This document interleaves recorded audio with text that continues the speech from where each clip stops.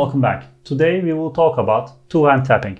For the absolute beginners, two-hand tapping is playing your bass like a piano, but of course within the restrictions of our bass guitar. Before we dive into the technique, I have a jazz type instrument here with two pickups. I'm favoring the back pickup.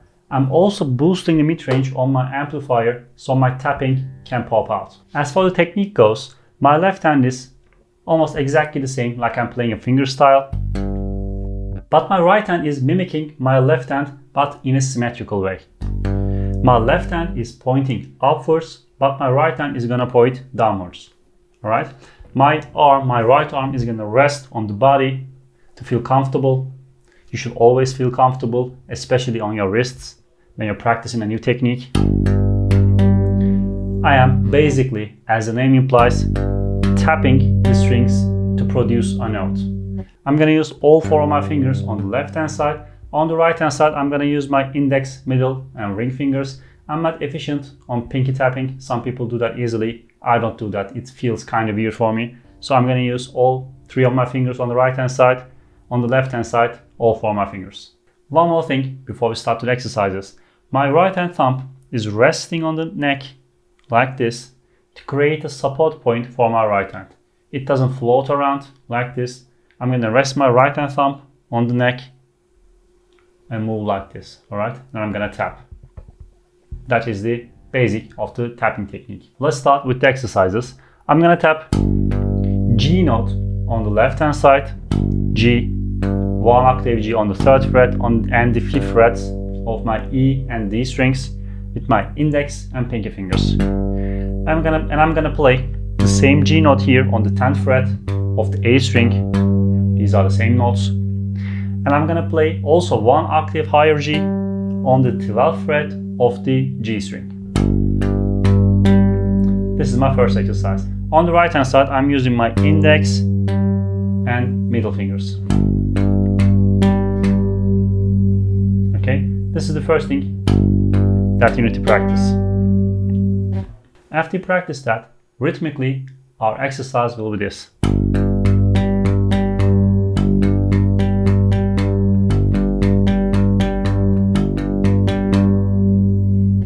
You can play this on and on with a metronome. Practice that, try to get the timings right. Our next exercise will be double tapping on the right hand side.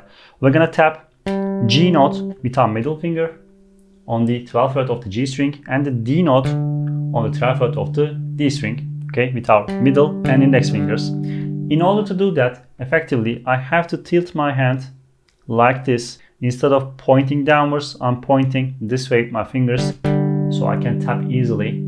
I'm still resting my thumb to the neck, but I'm tilting my hand like this to double tap, alright? Now first practice this.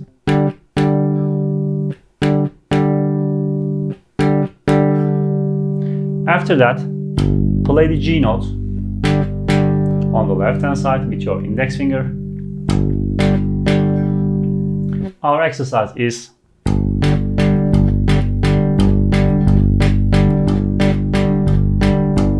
this. You can of course play faster.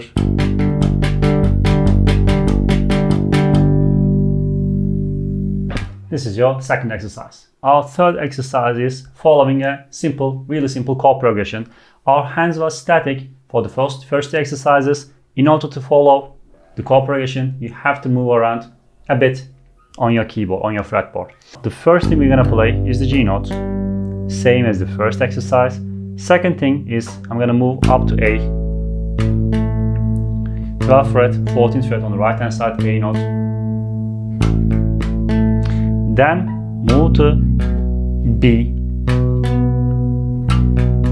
14th fret and 16th fret on the right hand side, 7th and 9th fret on the left hand side.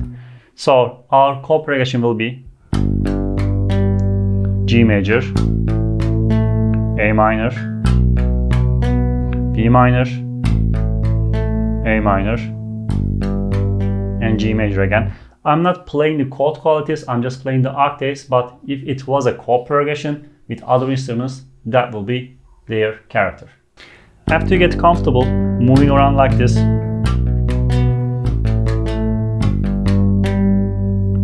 play the same pattern as the first exercise goes, which was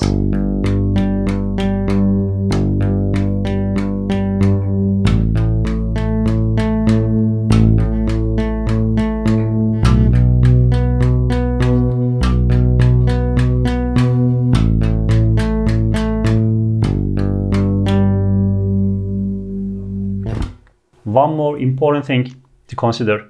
As I'm playing this, I'm not lifting any of my fingers. I'm playing that as a chord, alright? I'm playing that G. When I'm playing that octave, I'm not lifting that low G. If I did that, it will sound like this. Something like this, okay? It doesn't sound as full as this, right? It will be kind of like a staccato thing if you don't press down with your fingers. So I am playing them as a chord, okay? It's a thing to consider. It sounds better this way.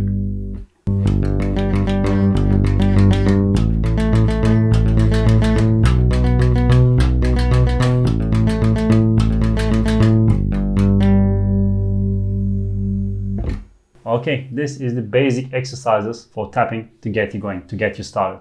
If you want to see more advanced exercises, make sure you like this video and subscribe to keep up to date. I'll see you on the next one.